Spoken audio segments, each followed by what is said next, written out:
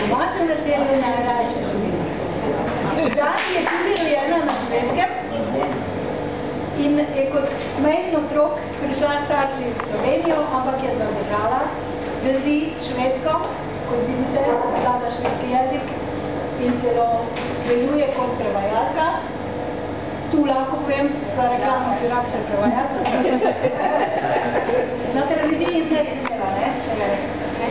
Tako, zaradi tega imamo radi in slovenske in švedske pesme. Jaz sem Augustina Budja, ena od sester Budja, če ste mogoče slišali za nas, ko časno nastopamo kje, no?